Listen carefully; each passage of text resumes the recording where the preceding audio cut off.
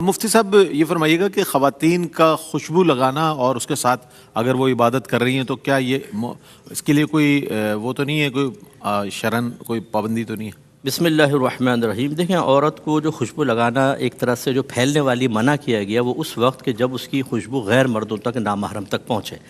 لہٰذا گھر میں تو ہماری بہن جیسی مرضی خوشبو لگائیں، چاہے ہلکی خوشبو لگائیں چاہے پھیلنے والی لگائیں، بالکل صحیح ہے اور نماز سے پہلے اچھا ہے۔ خُذُوا زِینَتَکُم عِندَ کُلِّ مسجد، اللہ نے فرمایا کہ ہر نماز سے پہلے زینت اختیار کرو، جس میں خوشبو لگانا بھی شمار کیا گیا ہے۔ ہاں، جب ہماری بہنیں باہر نکلیں اور خوشبو لگائیں تو پھر اس میں بھی دو چیزیں ہوتی ہیں کہ بعض گھر سے باہر نکلتی اپنی گاڑی میں بیٹھیں، ایک مخصوص جگہ گئیں رشتہ داروں کے، واپس گاڑی میں بیٹھی آ گئیں، نامحرم تک خوشبو پہنچتی نہیں، اس میں بھی کافی اجازت ہوتی ہے۔ تیسرا یہ ہوتا ہے کہ نامحرم تک پہنچنے کا اندیشہ ہے تو پھر گھر سے باہر نکلتے ہوئے ایسی خوشبو استعمال کریں جو پھیلے نہیں، ذات تک تقریباً محدود رہے، اور ایسی ملتی ہیں بہت ہی ہلکی ہلکی خوشبو ہوتی ہیں، اور یہ اس لیے ہوتا ہے کہ اچھا چلیں ایک مسلمان بھائی بہن کا دل خوش ہوگا، ملنے جائیں جسم سے اسمیل آ رہی ہو، کپڑوں سے اسمیل آ رہی ہو، اچھا نہیں ہوتا۔ بعض اوقات ایسی گیدرنگز ہوتی ہیں کہ جس میں انسان کی صلاحیت، اس کے مقام، اس کے مرتبے کا اندازہ ان چیزوں سے لگایا جاتا ہے۔ کیسی خوشبو لگائی ہوئی ہے، کیسا لباس پہنا ہوا ہے، تاکہ کلر میچنگ تک دیکھتے ہیں، اور اس سے ایک انسان کی شخصیت اچھی بنتی ہے اور اس کا ایک اچھا اثر مرتب ہوتا ہے، تو ان چیزوں کا خیال رکھنے میں کوئی حرج نہیں ہے۔ ٹھیک ہے، دو کالرز ہیں ہمارے ساتھ۔ السلام علیکم۔ وعلیکم السلام ورحمۃ اللہ۔ جی عارف بھائی بات کر رہا ہوں جی، ہمارا گاؤں ہے باگڑیاں کونا۔ جی تو میرا پہلا سوال یہ ہے جی، روزہ کی حالت میں تازہ مسواک کر سکتے ہیں؟ ٹھیک ہے۔ دوسرا سوال؟ اور دوسرا سوال ہے جی، جو اعتکاف والا ہے وہ اذان اور اعلان کر سکتا ہے؟ اچھا، ٹھیک ہے جناب، شامل کرتے ہیں، بہت شکریہ آپ کا۔ ایک اور کالر ہیں۔ السلام علیکم۔ وعلیکم السلام۔ مفتی صاحب سے میرے دو سوال ہیں۔ جی پہلے سوال ہے کہ جب بندہ لیلۃ القدر کی رات پوری رات جاگتا ہے، جاگے سوئے بغیر تہجد کی نماز پھر ہو جاتی ہے؟ اچھا، دوسرا سوال ہے اگر منہ بھر کے الٹی آ جائے تو پھر روزہ افطار کر سکتا ہے بندہ؟ ٹھیک ہے، شامل کریں گے آپ کے سوالات کو۔ مفتی صاحب یہ دو سوالات بھی، یہ دونوں کالرز کے، ایک سوال یہ بھی تھا کہ ایک خاتون ہے، ضعیف ہیں، وہ ان کے مصنوعی دانت لگے ہوئے ہیں۔ اچھا، حالت روزہ میں یہ ہوتا ہے کہ ان کے مسوڑے اور سر تک درد جاتا ہے، اور گرم پانی سے کلی کرتی ہیں تو اس سے افاقہ ہو جاتا ہے کچھ، تو حالت روزہ میں کلی کی جا سکتی ہے گرم پانی سے؟ یہ فرمائیے۔ جی بالکل کر سکتے ہیں، بس حلق سے نیچے قطرہ نہ جائے تو بالکل کلی کر سکتے ہیں، اس میں ممانعت نہیں ہے، اور گرم سے بھی کر سکتے ہیں، ٹھنڈے سے بھی، نمکین پانی سے بھی کر سکتے ہیں، بس حلق کے اندر قطرہ نہ جائے۔ روزے میں تازہ مسواک بالکل کی جا سکتی ہے۔ صحابہ کرام کہتے ہیں کہ ہم نے نبی کریم صلی اللہ علیہ وسلم کو حالت روزہ میں اتنی مرتبہ مسواک کرتے ہوئے دیکھا کہ لا تحصا، کہ ہم اس کا شمار نہیں کر سکتے۔ تو یہ جو کہا جاتا ہے کہ زوال سے پہلے نہ کریں بعد میں کریں، کچھ بھی نہیں، زوال سے پہلے بھی بعد میں بھی عصر کے ٹائم میں بالکل کر سکتے ہیں، بس یہی ہے کہ وہ ایک بھی قطرہ حلق میں نہ جائے، اس کا ذائقہ محسوس نہیں ہونا چاہیے۔ اس وجہ سے احتیاط یہ کہی گئی ہے کہ خشک مسواک کر لیں، زیادہ بیسٹ ہے، تازہ منع کریں، ایسے کرنا میں حرج نہیں ہے۔ معتکف اذان بھی دے سکتا ہے، اعلان بھی کر سکتا ہے، کہیں پر یہ شرعی حکم نہیں ہے کہ معتکف کی آواز مسجد سے باہر نہ جائے، بالکل کر سکتا ہے، نعت بھی پڑھ سکتا ہے، بشرطے کہ لوگ ڈسٹرب نہ ہوں، تو ایسے وقت میں مائک پر نعت بھی پڑھی جا سکتی ہے۔ جب کوئی رات میں سویا ہی نہیں تو تہجد نہیں پڑھ سکتا، کیونکہ تہجد کے لیے شرط ہے کہ عشاء کے فرائض پڑھنے کے بعد انسان تھوڑی دیر سو جائے، اب جب اٹھ کے وہ نماز پڑھے گا وہ تہجد ہے، کیونکہ عبادات کا تصور نبی کریم صلی اللہ علیہ وسلم سے آیا ہے اور آپ نے یہی تصور دیا، اس لیے اپنے پاس سے ہم جدید کوئی تصور قائم نہیں کر سکتے۔ تو اگر لیلۃ القدر میں سارے رات آپ جاگتے ہیں تو پھر تہجد نہیں پڑھیں گے، قیام اللیل وغیرہ کر لیں تو اس میں کوئی حرج نہیں ہے۔ دیکھیں، منہ بھر الٹی سے روزہ نہیں جاتا، روزہ تین شرائط کے ساتھ، الٹی کے معاملے میں تین شرائط سے جائے گا۔ نمبر ایک، روزہ یاد ہو، نمبر دو، جان بوجھ کے کوئی عمل کیا ہو، اچھا، جیسے کوئی بھی ایسا عمل کیا کہ آپ کی وومیٹنگ ہو تو پھر، اور تیسرا یہ کہ منہ بھر ہو۔ اب یہاں منہ بھر ہے گا، روزہ یاد ہے لیکن جان بوجھ کے نہیں کیا، بلکہ طبیعت ویسی متلی ہوئی اور ہو گیا، یہ چاہے بالٹی بھر کر ہو، اس سے روزہ جانے کا کوئی تعلق نہیں ہے۔ ٹھیک ہے، کالرز ہیں ہمارے ساتھ۔ السلام علیکم۔ وعلیکم السلام۔ جی جناب۔ سوال میرا یہ مفتی صاحب سے کہ قبلہ رخ گھروں میں پکا بیڈ لگا کے سونا کیا ٹھیک ہے؟ اچھا جی، ایک اور کالر ہے۔ السلام علیکم۔ وعلیکم السلام۔ جی، میرا سوال یہ ہے کہ نماز میں جو رونا آئے تو نماز ہو جاتی ہے؟ ٹھیک ہے، شامل کرتے ہیں آپ کے سوالات کو۔ جی صاحب، اگر نماز میں رونا آ جائے تو کیا نماز؟ جی پہلے وہ قبلہ، انہوں نے کہا قبلہ رخ بیٹھ کر کے سو جانے میں کیا حرج ہے؟ دیکھیں، دو چیزیں ہوتی ہیں، ایک تو یہ کہ آپ بیٹھ کو کسی اور رخ کر سکتے ہیں، تو پھر خواہ مخواہ اس طرح کرنا کہ پاؤں قبلے کی طرف ہوں، یہ بے ادبی ہے۔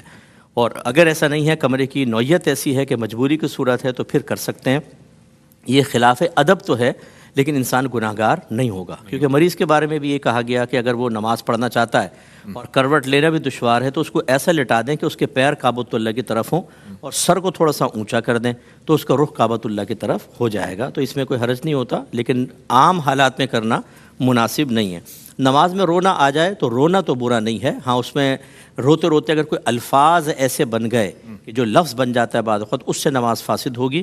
ویسے آنسو نکلنے رونے میں کوئی حرج نہیں ہے. ہاں, اور اگر آنسو منہ تک چلے جائے تو اس کو نگلنا نہیں ہے, بلکہ اس کو اس طرح صاف کر دیں کہ وہ کوئی ایسا نہ ہو کہ اندر ہی اتار لیں, تو پھر اس سے نماز فاسد ہو جائے گی. ٹھیک ہے. وہ سب ایک سوال اور بھی آیا تھا کہ لڑکے کرکٹ وغیرہ کھیلتے ہیں تو پسینے سے شرابور ہو جاتے ہیں, آذان ہو جاتی ہے, نماز ہو جاتا ہے, نماز کا وقت ہو جاتا ہے, تو کیا اس حالت میں جس میں پسینہ بھی اور نہایت جو ظاہر کھیل کود میں جو حالت ہو جاتی ہے, تو ایسے میں نماز ہو جاتی ہے یا اسے پھر پڑھ کر دوہرا لینا چاہیے؟ کیا حکم ہے اس کے لیے؟ نہیں, نماز ہو جائے گی, دہرانے کی بھی حاجت نہیں ہے, لیکن بس یہ دیکھا جائے گا کہ کیا نماز کے وقت اگر یہ جماعت کا اتنا قلیل ہے کہ آپ نہا کر یا کم از کم بدن کو صاف کر کے دوسرے کپڑے بدل کر شامل ہو سکتے ہیں, تو پھر تو افضل اور اولیٰ یہی ہے. اور اگر اتنا کلوز ٹائم ہے یا نمازی قضا ہو جائے گی یا جماعت نکل جائے گی, تو ایسے بھی شامل ہو سکتے ہیں. صحابہ کرام علیہم الرضوان تشریف لاتے تھے تو ہر ایک نہا کر تو نہیں آتا تھا, جمعے میں بڑا حکم ہے, لیکن عام نمازوں کے اندر تو ایسے ہی ہوتا تھا. باہر سے آ رہے ہیں تو پسینے پسینے ہیں اور اسی حالت میں نماز پڑھتے تھے, تو یہ مجبوری, بہرحال ان کی مجبوری کی صورت ہے, تو آپ نے کھیل کود کے ساتھ اس کو مقید کیا. نماز کو معمولی نہیں سمجھنا چاہیے, لیکن اس طرح کی کوئی مجبوری کی صورت ہو تو پھر نماز بھی ہو جائے گی اور دہرانے کی حاجت نہیں. ٹھیک ہے. 2 کالرز ہیں. السلام علیکم.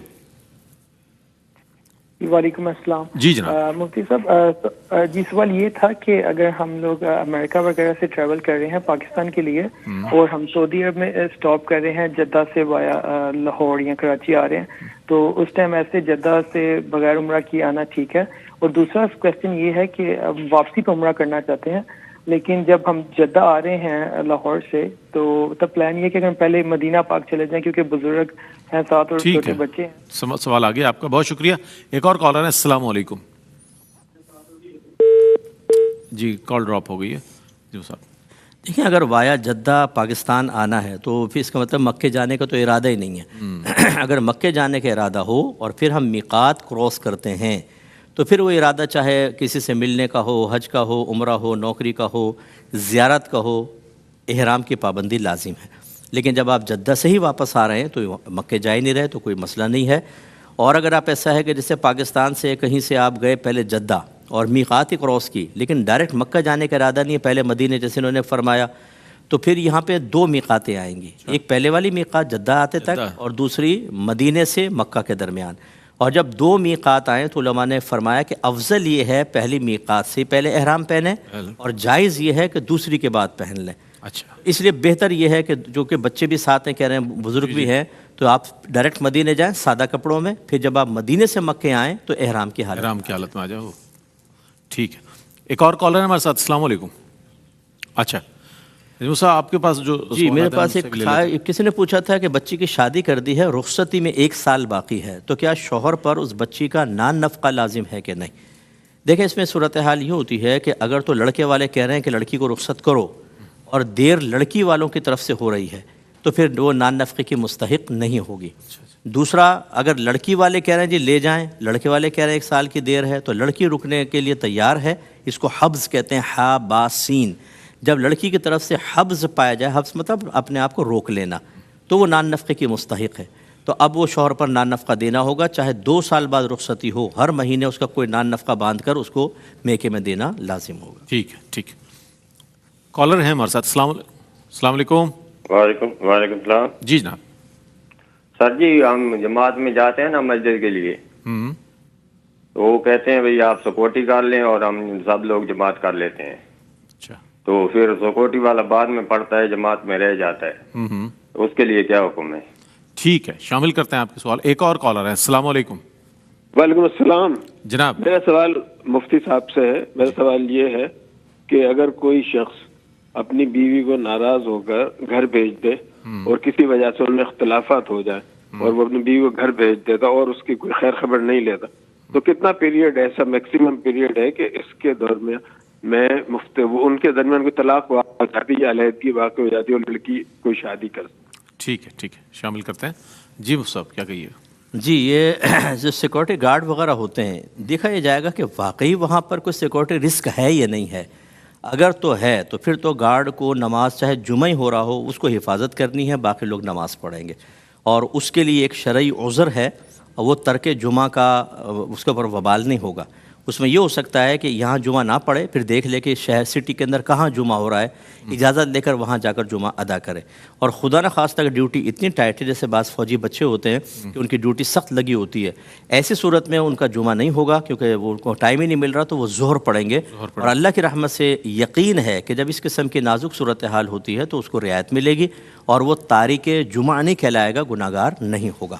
دوسرے نے فرمایا کہ دیکھیں بات اچھی طرح سمجھ لیجئے، ایک ہوتا ہے کہ شوہر اس بات کی قسم کھا لے کہ میں اپنی بیوی سے جسمانی تعلق قائم نہیں کروں گا.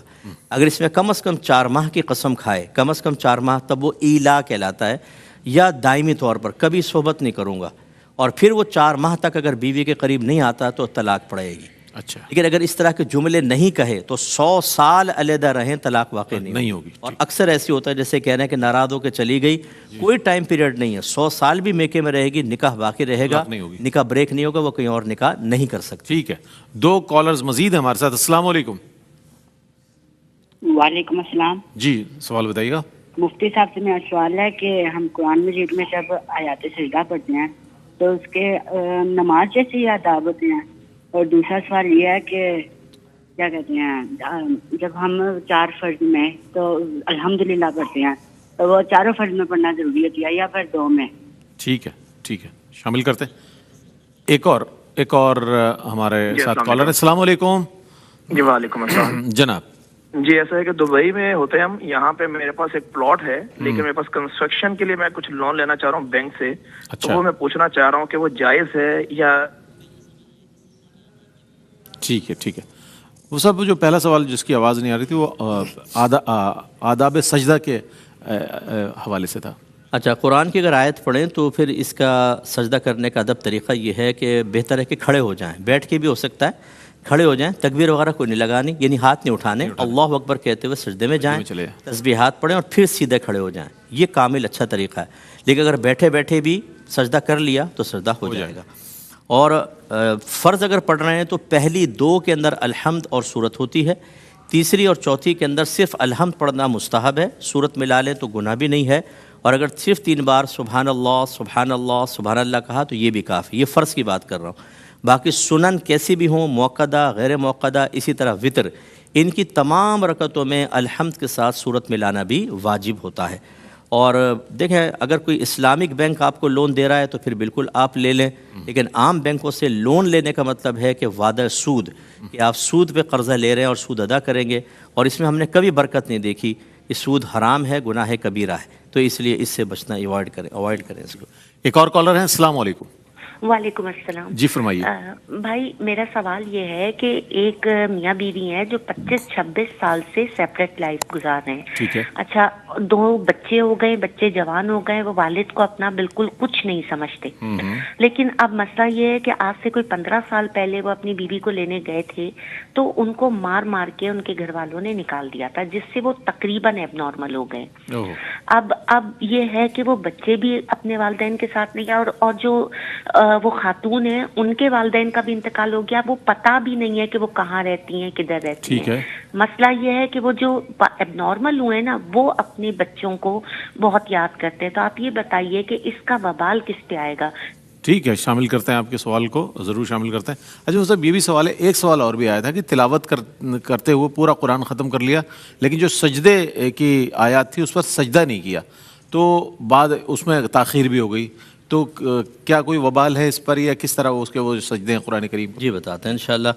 یہ جو فرمایا کہ یہ جھگڑے میں وبال کس پر ہے، سب سے پہلے تو جو ایب نارمل ہو گئے نا انہی کے اوپر وبال ہے. اچھا، اگر انہوں نے دین سیکھا ہوتا، گھر میں شریعت کو نافذ کیا ہوتا، بیوی کی اچھی تربیت کرتے بچوں کی، تو کبھی بھی ایسا نہ ہوتا. دوسری بات یہ کہ وہ لڑائی جھگڑا کرتے رہے. 1000 دفعہ سمجھایا کہ ماں باپ کے جھگڑے دیکھ کے بچے ڈسٹرب ہوتے ہیں.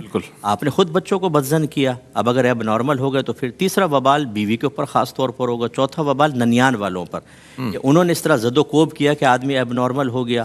یہ سارے کے سارے میدان محشر میں اللہ کی بارگاہ میں کھڑے ہوں گے بمع اولاد کے بھی کہ ہم نے کتنا اس پہ کلام کیا ہے کہ باپ سے غلطی ہو تو اولاد کو حق حاصل نہیں ہے گرفت کرنے کا. سب پر وبال ہے اور سب آخرت کے اندر جواب دے ہوں گے. اب اس کے جواب کی تیاری کر لیں, یہ بیسٹ ہے. ٹھیک ٹھیک. اچھا مفتی صاحب ہمارے ساتھ سجدے جو ہے ایک ساتھ کر لیں آخر میں. تاخیر میں اس میں گناہ نہیں ہوتا. مستحب کر لیں فوراً, تاخیر میں گناہ نہیں. ایک ساتھ 14 کے 14 سجدے کر لیں, وہی جیسے طریقہ بتایا ہو جائے گا. بہت شکریہ آپ کا. ناظرین محترم, یہ انشاءاللہ انتہائی رمضان تک یہ سلسلہ جاری رہے گا اور آپ کے سوالات ہم لیتے رہیں گے. قبلہ مفتی صاحب جوابات دیتے رہیں گے. ایک وقفہ ہے, وقفے کے بعد لوٹتے ہیں, ہمارے ساتھ رہیے گا. رحمتوں کا مہینہ, عظمتوں کا سفینہ, زندگی کا قرینہ, روح مکہ مدینہ, آدمی کو بنا